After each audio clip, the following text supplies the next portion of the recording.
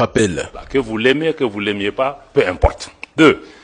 Pour nous, le sort de nos pays ne va pas se décider à Bruxelles, à Paris, à Washington ou à Londres. Ça se décidera à Bamako, à Ouagadougou, à Niamey, etc. Vous savez que quand on est dans une union, ça veut dire qu'il y a même un pacte de non-agression. On ne peut pas se lever, c'est vrai, même si un chef d'État est renversé, se lever un matin pour dire qu'on va attaquer un pays pour la CEDEAO qui, depuis 20 ans, a une force en attente qui est toujours en attente. Ça veut dire, en réalité, ce sont des acteurs extérieurs à la région qui dictent leur volonté à la CEDEAO. Je suis désolé de dire, même l'Union européenne a soutenu cette décision de la CEDEAO d'attaquer un pays souverain qui lutte depuis 10 ans contre le terrorisme. Ses frontières sont fermées. Quand vous attaquez le Niger, mais vous attaquez une armée, mais vous libérez les terroristes. Ils vont aller où? Au Mali, au Burkina, partout. Donc, à partir de ce moment, on s'est dit que cette organisation commence à être dangereuse pour nous. Non seulement on punit nos populations, mais le fait d'être membre peut même t'amener à ce qu'on attaque le pays.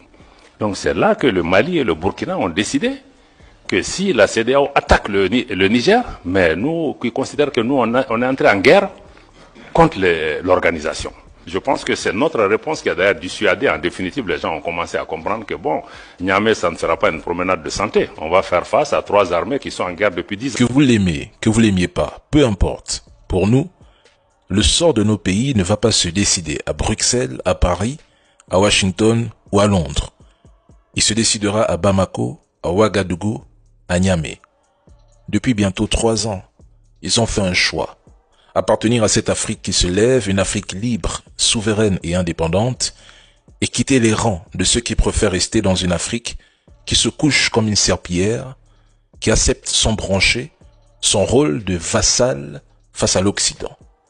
Depuis ce jour, pour avoir osé défier l'ordre imposé par l'Occident, toute la machine de propagande s'est mise en marche.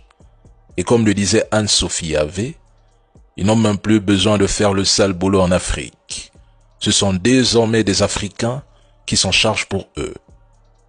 Ce sont les mêmes qui encourageaient la guerre contre l'AES, les mêmes qui prédisaient l'échec de cette alliance dès 2023, les mêmes qui qualifiaient ces pays d'instables, d'ingouvernables et de pauvres, qui reviennent par la petite porte pour intensifier leur coopération avec ces mêmes États.